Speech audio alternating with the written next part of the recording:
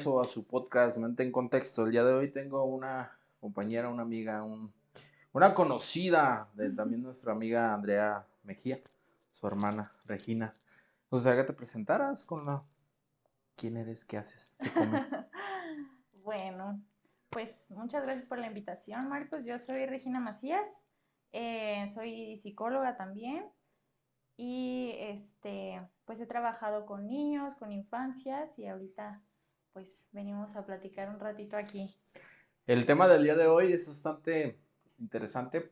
Siempre digo que es interesante, pero esto es un poquito más porque nos permite tener como variables específicas de situaciones muy específicas en un contexto mucho más amplio, como es la terapia de grupo. ¿Habías oído alguna vez terapia de grupo? Sí, lo había escuchado. Me gustaría primero, antes de empezar, Ujú. escuchar más o menos qué idea tienes de la terapia de grupo.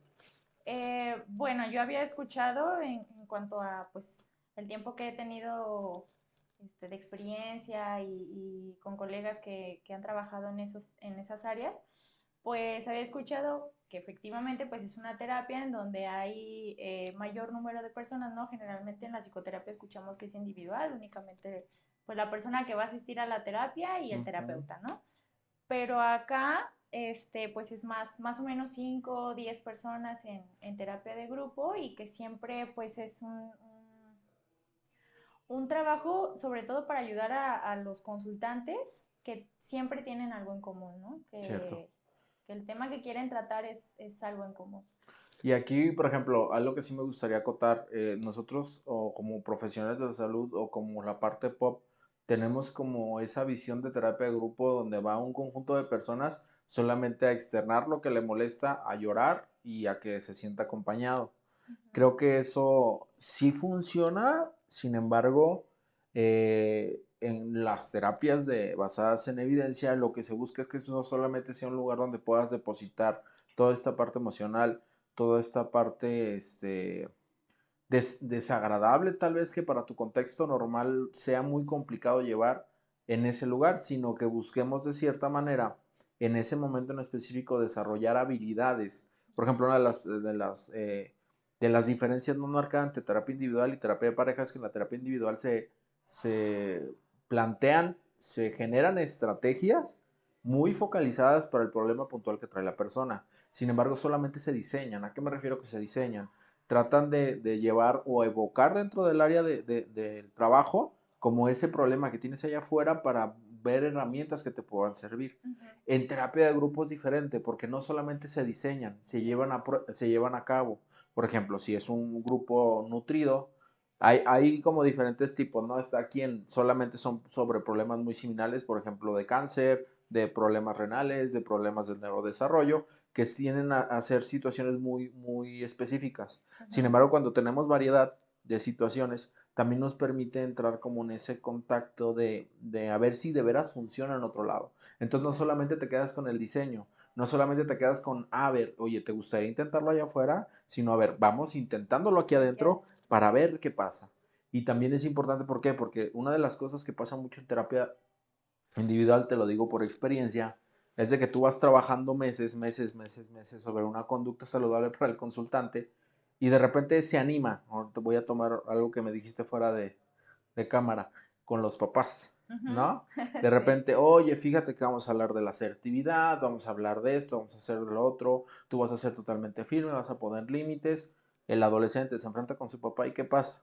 El papá le pone una chinga. Sí. Literal, o sea, literalmente lo golpea, que es una de las cosas que está totalmente fuera del control del terapeuta. Uno diría, pues es cosa del papá, ¿no? No es cosa del consultante. Pero pasa algo bien curioso. Si le costó un trabajo enorme llegar al adolescente a confrontar a su papá con esto, va a dejar de intentarlo. Entonces, esos 3, 4 meses que estuviste diseñando, ¡pum! Se caen de la Desaparece. nada. ¿Por qué? Porque, oye, Marcos, tú me estás diciendo que me va a ir mejor y lo único que pasa es que me van a arrimar una chinga, pues no lo voy a hacer. Entonces, Ujú. hablar asertivamente no es algo que vaya a tomar en cuenta afuera. Digo, sí, no es que se cierre completamente, pero sí pasa mucho. ¿Por qué? Porque tienes que volver a recapitular todo lo que habíamos hecho durante estos 3, 4 meses y volverlo a invitar a hacerlo. En Ujú. terapia de grupo pasa diferente. ¿Por Ujú. qué? Porque hay una diferencia. Si bien la situación es similar, ¿a qué me refiero? Podemos tener un grupo de insuficiencia renal, ¿no? sí tienen una enfermedad crónica degenerativa muy específica. Sin embargo, las historias de aprendizaje de todos son totalmente diferentes. ¿Ibas a decir algo? Sí. Adelante. Esto también ayuda, pues, digo, me imagino, ¿no? En el mismo contexto de grupo, ayuda a que cada uno vaya contando sus vivencias y cada persona vaya agarrando, oye, esta persona que vive algo muy similar a lo que yo viví, hizo tal cosa, ¿no? A lo mejor eso me puede servir a mí Y y ayuda mucho soltarlo. también, por ejemplo, o es mucho más efectivo una terapia de grupo. ¿Por qué? Porque el grupo funge como un cierto, una sala, no, más bien no una sala, es un espejo Uh -huh. de ciertas conductas que pueden ser no saludables para ti. Por ejemplo, una persona que está en un grupo de que su hijo tiene un diagnóstico del trastorno del neurodesarrollo, ¿has oído hablar de la positividad tóxica? Sí, algo he escuchado por De ahí. repente te topas en ese tipo de situaciones como con esa positividad tóxica de no, es que es algo que me mandó Dios, es algo que tengo que aprender, que todo el tiempo tengo que aprender, Yo soy muy yo fuerte y soy puedo sumamente... con esto, sí. Exactamente, y ese tipo de cosas por fuera se ve muy sano, Uh pero -huh. después si ya te pones a ver muy de cerca, pues sabes que de repente no duerme, tiene crisis, ha dejado de comer o come demasiado, se ha aislado. Y es como de, ok, tu discurso y tu conducta ahí corporal tienden a decir cosas diferentes. Uh -huh. Entonces el grupo de cierta manera, porque por ejemplo tú como terapeuta dentro de un grupo de ese estilo, es de guiar, no solamente de escuchar, como es en la terapia individual, que mucho también es escuchar, Sí. sino que vas guiando, porque son diferentes historias de aprendizaje. Entonces notas esa conducta y la haces notar. En consulta individual, el abordaje es diferente. ¿Por qué? Porque no solamente es anunciarlo, sino tratar de que a la persona le sea coherente con su historia de aprendizaje para que no vaya a haber este cierre de no. Es que como me estás diciendo que lo estoy pasando mal si yo lo estoy pasando bien. Uh Entonces puede -huh. llegar a este debate. Sin Claro. embargo, en terapia de grupo es, oye, ¿has notado que de repente sí como que dices muchas cosas que no son congruentes con lo que sientes? Como que me estás diciendo que todo está bien, cuando se te ve que tal vez estás al punto del llanto, no todo bien. Y el grupo funge como espejo. Ya sea una persona que pueda decir, ¿sabes qué? Yo hacía exactamente lo mismo que tú antes, sin embargo caí en cuenta de que era invalidación, y tienes por otro lado de, oye, es que me estás contando exactamente lo mismo que me está pasando a mí y yo me siento desbordada Uh -huh. y creo que es normal. Y todo ese tipo de cosas que pudiste en terapia individual tratarlo en 3 o hasta 5 sesiones para llegar a ese punto de no mames, Marcos, si es cierto, ahí puede ser dentro de una sesión. ¿Por qué? Porque el exponerse a esta comunidad verbal, aquí ya me puse muy técnico, a esta comunidad, te da la oportunidad de voltear a ver la conducta y sobre todo no sentirte juzgado, Eso. Sí, porque al fin del día es un espejo. sí, justo estaba pensando en eso, ¿no? Que muchas veces las personas como que se niegan a decir, sí la estoy pasando mal con toda esta situación, por el qué dirán, ¿no? O porque lo van a juzgar, o porque van a decir, ay, qué debilucha, o no sé, algún comentario que desvalide lo que ella está sintiendo, lo que esa persona está sintiendo. Entonces me imagino que en un contexto de terapia de grupo, lo que pasa es que cuando pasa esto que tú decías, ¿no? Que las demás personas fungen como un espejo y empiezan a platicarle que les pasa algo similar, que ellos sí se sentían mal, que pueden como aceptar esta parte, automáticamente crea como un contexto Seguro. seguro. Eso. Uh Exactamente. -huh. Es la intención. Aquí o en terapia de grupo es muy saludable porque no solamente es, oye, necesitas ser asertivo, oye, necesitas poner límites, oye, necesitas ser abierto, necesitas tomar riesgos interpersonales, necesitas generar ciertas condiciones dentro de tu contexto para que pase. No solamente es la invitación, sino, a ver, vamos a practicarlo, lo vas a practicar con una persona que no conoces dentro de un lugar seguro. Uh ¿Por qué? -huh. Porque así una de las terapias que más practico se llama DBT, dialéctica conductual, terapia dialéctica conductual. Y esa parte de ese libro de Pablo, no me acuerdo. Bueno, hay una parte muy específica donde dice, tú cuando le enseñas a alguien a andar en bicicleta, no se lo enseñas por medio de un libro o por medio de decirle teóricamente qué es. Es práctica. Vas y practicas Uh con él. -huh. Y la terapia de grupo es eso. La terapia de grupo es, mira, esta es la bicicleta y no solamente te voy a decir qué hacer.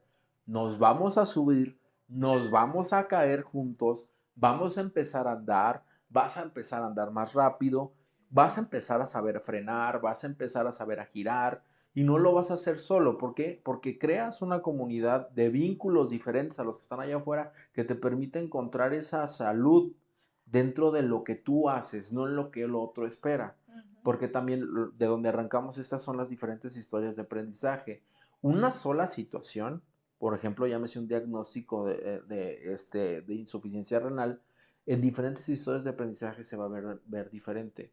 Va a ver quién la desregulación emocional va a ser tan grande que no va a dejar de llorar y se va a aislar por semanas.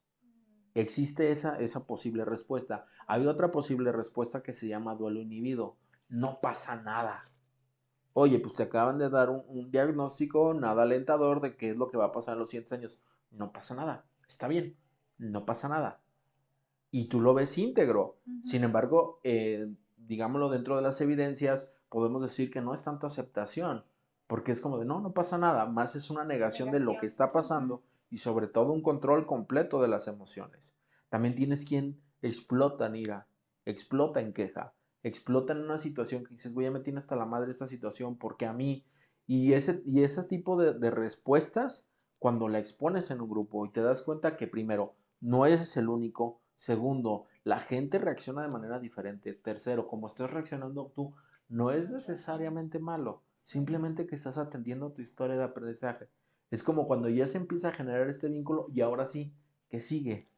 No solamente hablarlo, porque también es una de las cosas que pasa muchas veces en cierta, por ejemplo, Alcohólicos Anónimos. En Ujú. Alcohólicos Anónimos funciona, claro que funciona. ¿Por qué? Porque te permite tener un contexto, te permite tener un vínculo seguro donde puedes externar de dónde vienes, de dónde sales y puede ser de cierta manera esa disciplina que tiene la persona que es adicto a las sustancias o al alcohol, de tener semana a semana un soporte.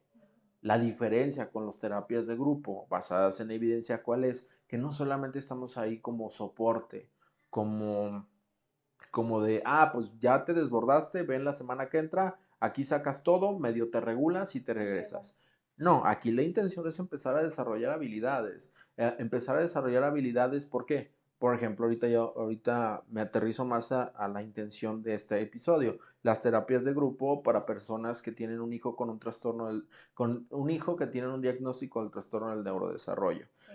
De repente solemos subestimar la habilidad de aprendizaje que tienen nuestros niños con un diagnóstico del trastorno del neurodesarrollo. Ujú. Por ejemplo, autismo.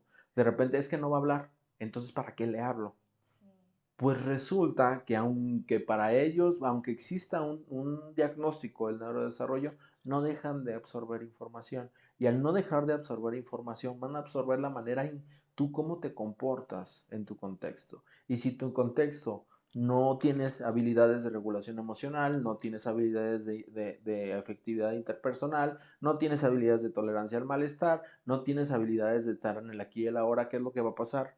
Pues son los obstáculos que tiene ya tu hijo de entrada por el Diagnóstico. diagnóstico, incluso por el juicio que está alrededor, pues se va a ver acentuado. ¿Por qué? Porque en casa no tenemos ese conocimiento, ni siquiera queremos acceder a él. ¿Y a qué me refiero que queremos acceder a él? No es como que tú digas, soy una mala mamá porque no voy a ir. No, pero muchas veces nos da mucho miedo aprender cosas nuevas. Sí, justo, bueno, me ha pasado con algunos papás que cuando no conocen del diagnóstico, no conocen como todo lo que abarca, al inicio cuando se les da el diagnóstico a su hijo y ellos escuchan la palabra autismo, la verdad es que, o sea, yo me imagino que su mente se pone así en negro y dicen, ya valió, ¿no? O sea, mi Sí, hijo no va a ser independiente, qué va a ser de él cuando yo me vaya, porque pues todos sabemos que tenemos la muerte segura, pero se vuelve más angustiante, creo yo, porque sí. no sabemos cuándo va a pasar. O sea, es algo seguro, sí, pero ¿cuándo? No, ¿Quién y sobre sabe? todo la incertidumbre en realidad lo que está pasando. ¿Por qué? Porque cuando se te da un diagnóstico del trastorno del neurodesarrollo, o alguno de los acercamientos que he tenido con padres es, tengo que ser fuerte por él. Pero el significado Exacto. de tengo que ser fuerte está romantizado por este Sí, contexto. Porque es como, sí, soy un puto roble y no me mueves. De eso no es ser fuerte. ¿Por qué? Porque la tormenta más fuerte arranca el roble desde la raíz. No queremos eso. Ujú. Queremos algo más flexible, algo como el bambú, que se mueva con el aire, pero a pesar de la tormenta siga ahí. Sí. ¿Cómo lo vamos a lograr? Acercándonos a ese tipo de cosas. Por ejemplo, ahorita lo que decías es muy cierto. Cuando recibo un diagnóstico, se nos cierra por completo el mundo. Y no es porque sea incapaz de ver más allá de... Es porque estás en un proceso de De duelo. duelo. Y cuando estás en ese proceso de duelo es bien complicado. ¿Por qué? Porque volteas a ver tu contexto y dices, no mames, tengo una casa, tengo mi hijo, independientemente del diagnóstico, tengo mi hijo, tengo mi esposa, tengo mi trabajo, tengo mi estabilidad emocional, mi estabilidad económica. ¿Por qué chingados me siento así? Ah, pues resulta que el reajuste a la pérdida de las expectativas que tenías De frente a mi tu hijo. hijo pesa horrible. Sí. Pero como nadie te dice, entonces te quedas con esa sensación de vergas, no sé qué está pasando y se empieza a acumular, digámoslo de esta manera, tienes el jarrito, es una piedrita el tema del diagnóstico, luego el juicio, luego enfrentarse a la familia, luego en el trabajo, luego la parte económica, y entonces inherentemente va a llegar un punto donde vas a estar totalmente desbordado. Sí. Y con justa razón, no es porque no hayas sido fuerte, es porque las herramientas que tenías en su momento no No funcionaron. alcanzan. Sí. La intención con una terapia de grupo también es entender que muchas personas el costear una terapia individual es complicada. Porque sí, la terapia individual es focalizada, es personalizada y sobre todo es exclusiva.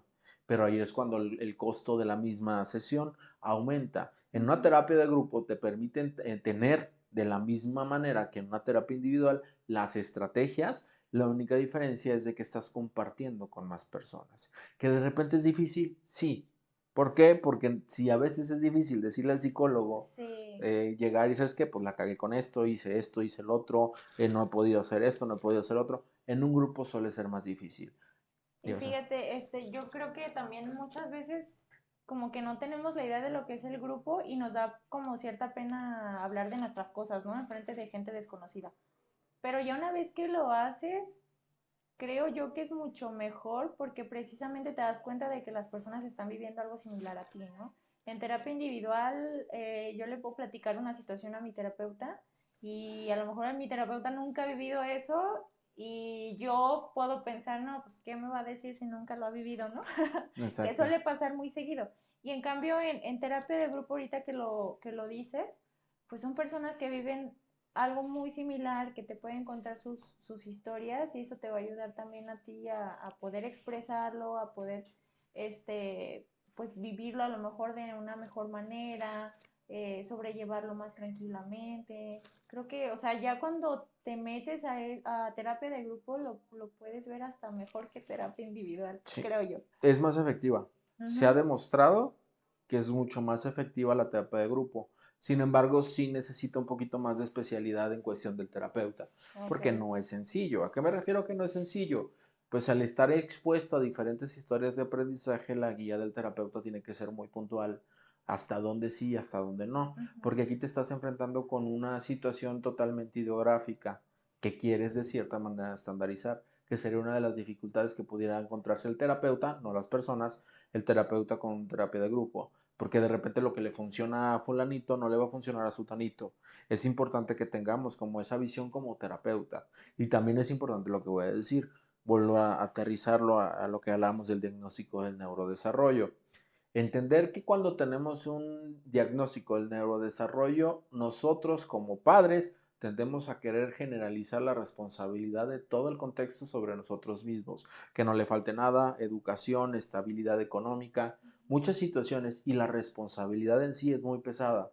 ¿Por qué? Porque estás queriendo abarcar más allá de tus capacidades. Ahorita decías algo, es que me da pena, ¿qué voy a decir? ¿Qué voy a hacer en terapia de grupo? Es lo que vengo a compartir. Deja la responsabilidad al profesional. No te agobies tú. Lo único que necesitas es intentar. ¿A qué me refiero a intentar? No que tú salgas adelante, no que necesito que la terapia funcione, no. Dejar al profesional de la salud que haga su jale. Dejarle esa responsabilidad. Ya tienes mucho que cargar. Déjale esa responsabilidad al profesional de la salud. Y dentro del grupo, el profesional de la salud está lo suficientemente capacitado para llegar y guiarlos a un lugar seguro sin necesidad de que te sobrecargues. Porque luego pasa mucho eso. sea, yo cuando voy a terapia de grupo, es como es que yo tengo la necesidad y la responsabilidad de decir algo para que esto funcione. No, espérame. Lo único que necesitas hacer es presentarte y tener la mayor disponibilidad posible. Punto. O sea, no necesitas tú hacerte cargo de que el grupo funcione, porque entonces más que ayudarte, va a ser otra responsabilidad más. ¿Y qué crees que va a pasar? Te vas Pues a voy a alejar. dejar de ir. Sí. Porque también es otra cosa importante. La terapia de grupo podría decirse que es para los papás. No necesariamente. ¿Por qué? ¿Cómo poner un ejemplo sencillo? Pues siempre pongo el ejemplo de los aviones. Has viajado en avión, me Sí. imagino. Sí, acabas de regresar, ya me acordé. Sí. Pero ¿recuerdas cómo te dan las indicaciones de las mascarillas? Que te Ajá. dicen, si tienes una persona dependiente, ponte primero Primero tú la tú. mascarilla. Sí. Muchas veces, y sale igual en un diagnóstico, con un hijo con un diagnóstico del neurodesarrollo, que tendemos nosotros a querer dotar a todo, a nuestros niños, todo, todo, todo, todo, todo, pero nosotros nos quedamos sin recursos, y al quedarnos sin recursos, por inercia, el niño se va a quedar sin Sin recursos. ¿Por recursos. qué? Porque primero te tienes que poner tú la mascarilla para que tú estés bien y poder atender a la persona dependiente. En este caso, tomar el curso, tomar la terapia de grupo te va a ayudar a tener esos recursos necesarios para llevar a un mejor lugar a tu hijo. Porque tu hijo sí lo puedes estar llevando a terapia, sí lo puedes incluso estar llevando directamente a terapia, a grupos de habilidades sociales, pero pasa una situación. ¿Cuántas horas los llevas? ¿3? ¿4 horas a la semana? ¿Cuántas horas tiene la semana? ¿Con quién convive todas las demás semanas, todos los demás días? Contigo. Contigo.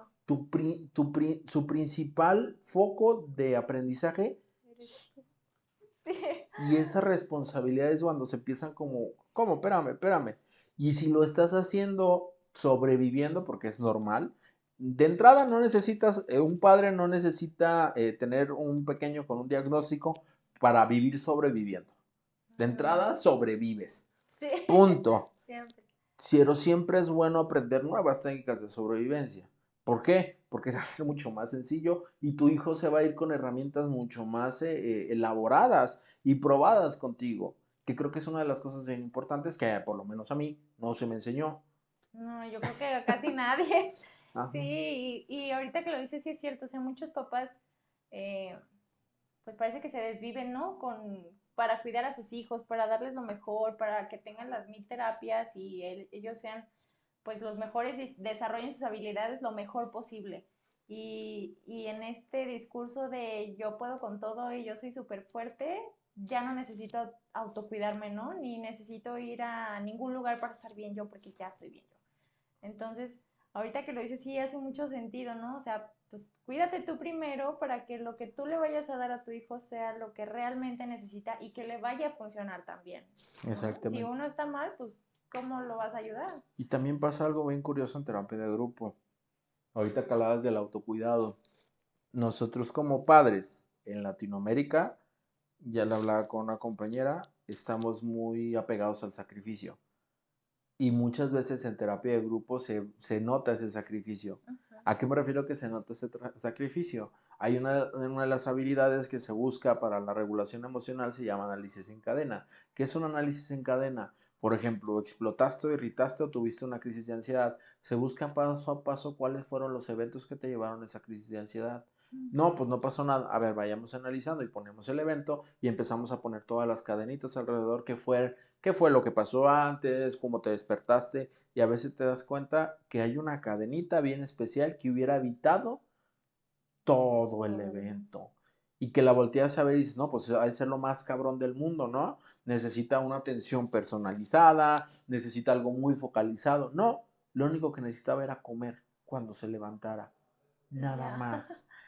Pero como estamos tan envueltos en el tema del sacrificio de mis hijos primero, dejamos a Sí. un lado eso, pero resulta algo. La otra vez platicaba con una mamá que me decía, es que todo el tiempo estoy con mis hijos. Le digo, sí, pero también es necesario que te cuides. Y si cuidarte es irte con tus amigos una vez a la semana, ni modo. Es que me da culpa, sí, pues vas y toleras la culpa. ¿Por qué? Porque tus hijos van a agradecer más una mamá que se aguantó la culpa y que fue a cuidarse, distrayéndose del estrés, a una mamá que siempre estuvo, pero irritable.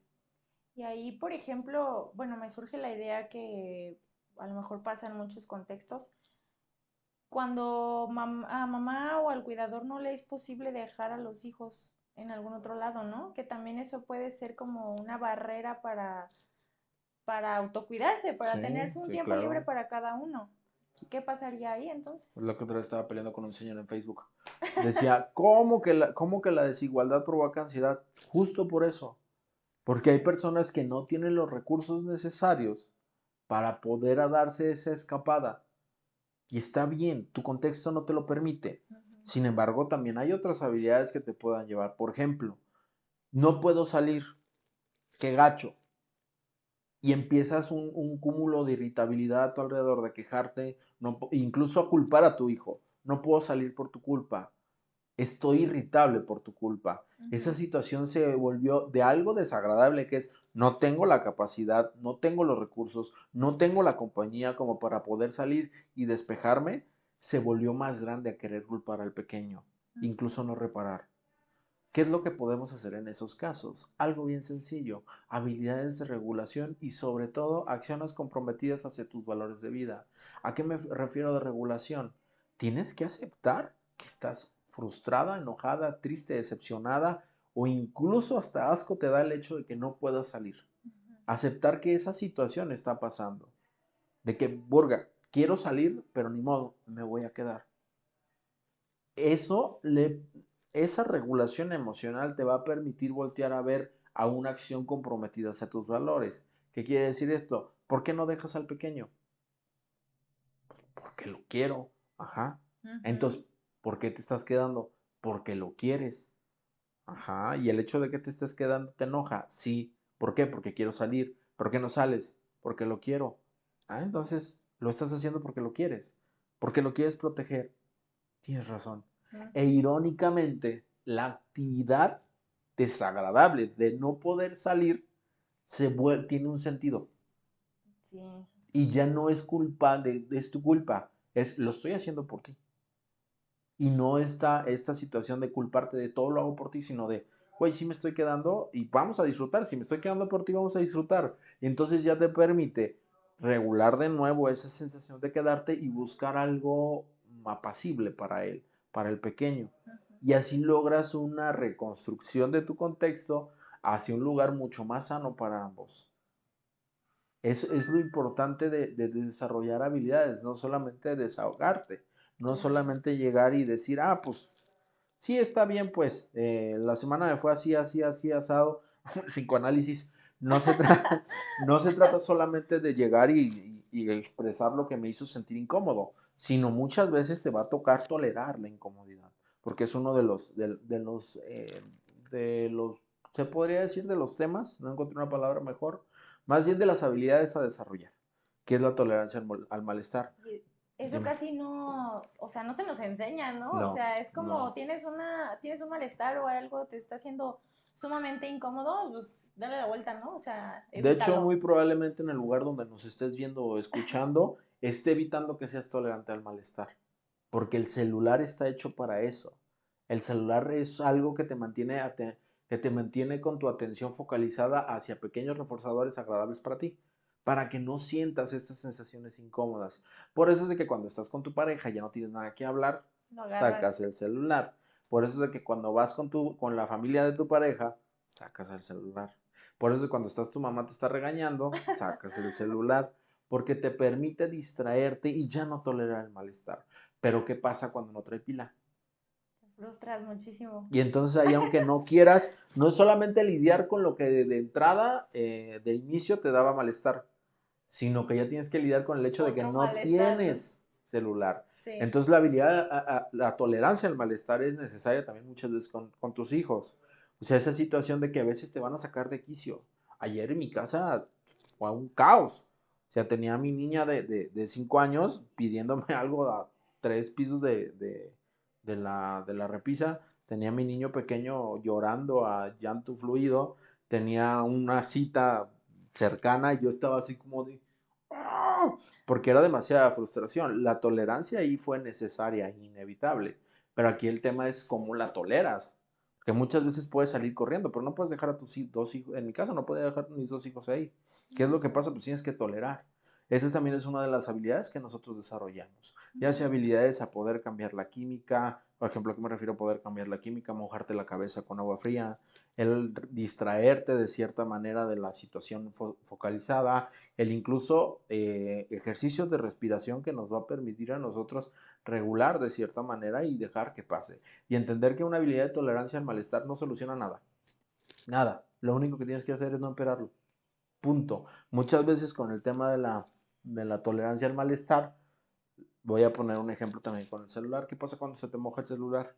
Que lo sacas, lo apagas de volada o no, Sí, pues lo solucionas, ¿no? Buscas... o no, o a veces esa tolerancia de saber si no funciona o no, lo prendes para ver si jaló.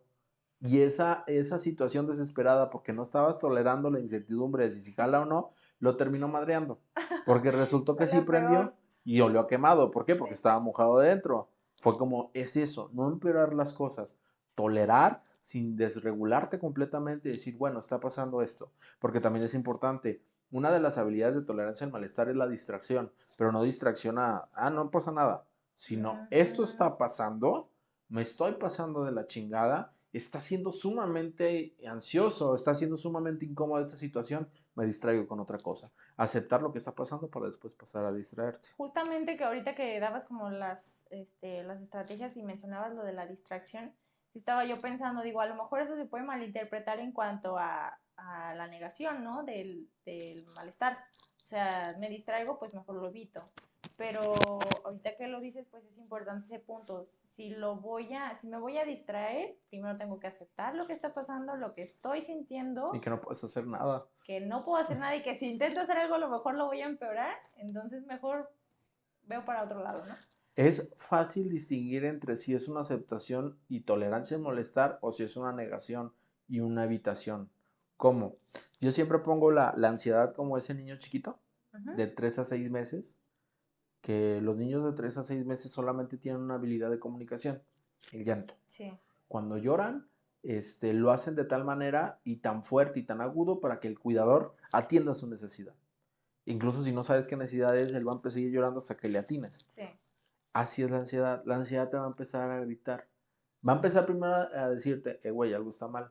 Presión tal vez en el pecho, sudoración en las manos, temblorina en el pie tal vez. No pasa nada, no pasa nada. Ah, pues la sensación del pecho se vuelve más grande, empieza la taticardia, no pasa nada, no pasa nada. Ya no solamente sudoración, empiezas a sentir cómo se empiezan a Sí. tensar las manos, no pasa nada, no pasa nada, y entonces ya estás así, totalmente tenso y así. Y no pasa nada, no, ahí estás negando, porque en realidad sí está pasando algo. Entonces, a ver, cabrón, traigo esta ansiedad. ¿Por qué?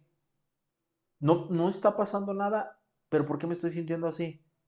Y pues enfrente tengo a mi tía juiciosa, me acabo de poner un tatuaje, no quiero que lo vea, porque si me lo ve le va a decir a mi mamá, y mamá no me va a dejar entrar hoy en la noche a la cama, a la casa, y no tengo dónde quedarme, y paradójicamente empiezas a sentir como la ansiedad empieza a bajar, Ujú. porque entonces ya ubicaste el problema, que aparentemente no es amenazante, aparentemente, Sí. pero tu tía juiciosa puede ser muy, muy, muy desagradable. O sabes que me retiro de aquí para que no se dé cuenta, y entonces ya atendiste la necesidad que te estaba pidiendo la ansiedad. Claro. Entonces ahí es cuando te das cuenta que la tolerancia y la negación son diferentes. Sí. O sea, otra de las cosas también que atendemos aquí mucho, porque bueno, más bien que en los grupos se toma, por ejemplo, la habilidad de regulación emocional, que es lo que acabo de hacer. ¿Qué es lo que está pasando? ¿Cómo me está haciendo sentir lo que me está pasando? ¿Dónde lo siento? ¿Cómo se siente y cómo se llama? Ese tipo de situaciones se llama mindfulness, nos permite estar en el presente, en el aquí y en ahora. ¿Por qué? Porque solamente puedes hacer acciones en el aquí y en el ahora. Y es importante que lo estemos practicando paulatinamente, porque también pasa algo muy curioso con los grupos terapéuticos. Los grupos terapéuticos son cíclicos. ¿A qué me refiero que son cíclicos? Tú te puedes incorporar el día que sea y igual vas a aprender algo nuevo. Puedes faltar y volver a reincorporarte y vas a aprender algo nuevo, porque lo que se busca, si bien son ciertos temas, tolerancia al malestar, mindfulness, relaciones interpersonales, solución de problemas y se me olvidó uno, regulación emocional, ¿ya lo dije? Ok. A ver, otra vez. Regulación emocional, tolerancia al malestar, habilidades mindfulness, habilidades interpersonales y solución de problemas. Esos 5, de cierta manera, lo que vamos a estar buscando cíclicamente es que se refuercen. ¿Por qué? Porque si fuera tan sencillo aprenderlas, ¿por qué no damos una clase y ya? Se acabó. Pero la realidad es que no, la realidad es que paulatinamente tenemos que ir reforzando conductas que nos acerquen a estos 5 objetivos, ya sea una habilidad interpersonal, ya sea una solución de problemas, ya sea un tema de mindfulness, ya sea una tolerancia, ya sea una regulación emocional.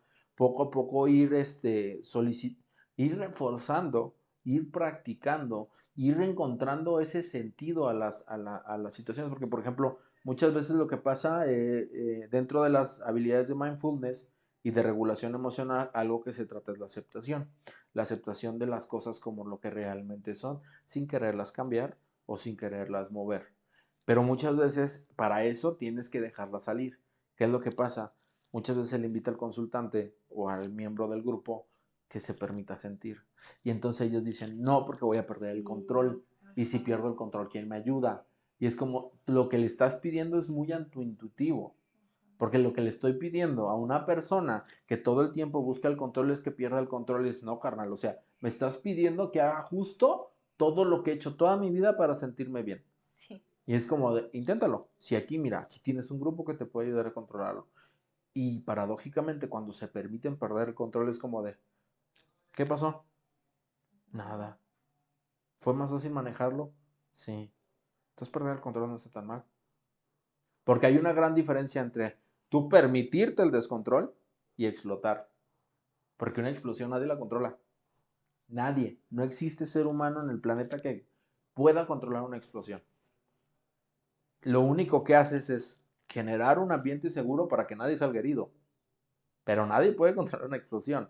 Y eso es lo que normalmente pasa con las personas que sobrecontrolan las cosas. Sobrecontrolan tanto que llega un punto de una explosión donde nadie controla. Y entonces ahí es cuando dicen, ven, les dije que tenía que controlar.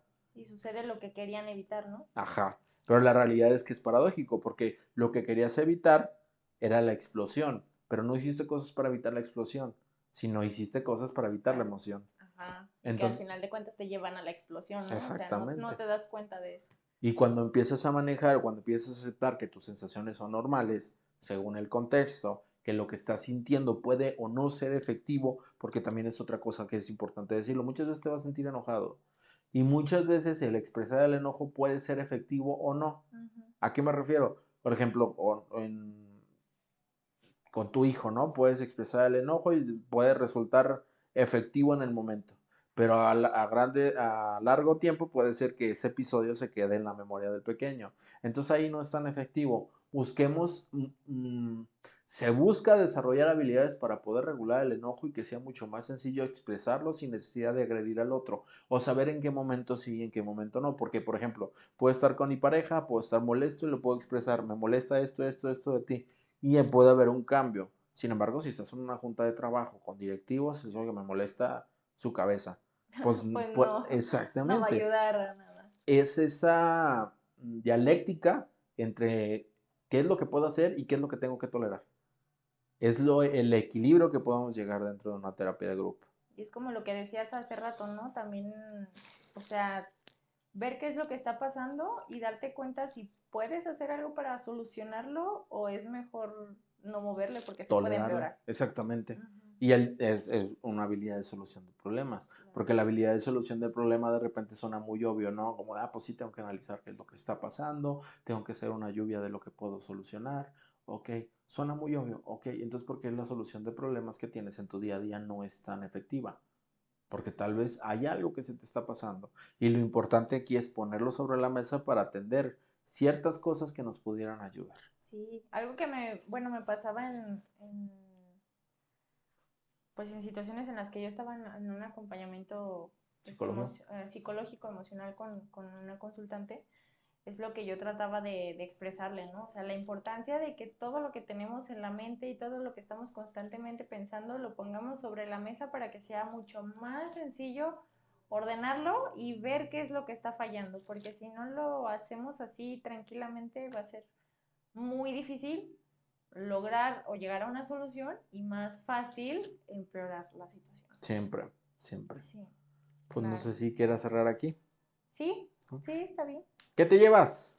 Ay, ¿qué me llevo?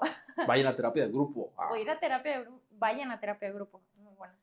No, pues sobre todo la importancia pues lo que decíamos al inicio, ¿no? Como no sé si decir tabú sea la palabra o el miedo que generalmente se tiene a un grupo, a una terapia de grupo, pero creo yo que tiene muchísimas más, pues posibilidades, cosas positivas en cuanto al manejo emocional, al sentirte acompañado, o sea, un contexto en el que tú te das cuenta que hay muchas personas que están pasando lo mismo que tú o cosas muy parecidas y que no estás solo, como muchas veces sentimos. Sí, no estás Y solo. y sobre todo lo del contexto seguro, eso me gusta mucho, Sí. porque estamos muy acostumbrados a que nuestro contexto siempre sea agresivo con nosotros y que nos impida expresar lo que sentimos porque está mal expresarlo, ¿no? La otra vez con mi terapeuta hablábamos eso, que hay una deuda gigantesca con nosotros los hombres, de no tener un lugar cómodo para sentirse incómodos. Porque llegas con un amigo, llegas con un compadre, llegas y con un compañero y es como de, güey, me siento de la verga. No te sientas así. Y uno, por ¿Por ejemplo, qué? ahorita lo que decías de agresivo y de repente se va, no, yo no soy agresivo con mi compadre. Pues resulta que sí. ¿Por qué? Porque la agresión no necesariamente tiene que venir de la violencia. Hay mucha agresión muy camuflajeada. Como de, güey, ¿por qué te sientes así, cabrón? Tienes un puesto genial, güey. Tienes una esposa hermosa, güey. Tienes hijos. ¿Por qué te sientes así, güey? No seas pendejo. O eso Y, no es para tanto, ¿no? O sea, a mí ajá. me está pasando tal y tal y tal cosa. Y al mismo Yo un tiempo puntito más, Simón. se de, ¿cómo es la palabra? ¿Invalida? ¿Sí? Invalida el sentimiento y la situación que está viviendo la persona. Y cuando tienes un contexto seguro dentro de un grupo terapéutico, te permite hacer cambios favorables para ti y para tu círculo, porque entonces los llevas a prueba, ¿no? Claro. Pues si tienen cualquier duda, ya saben en los comentarios. Y voy a dejar acá mi número telefónico porque estamos formando un grupo terapéutico y queremos que participen en él. Aquí en Guadalajara, Jalisco, nos estamos yendo. ¿Vas? Bye.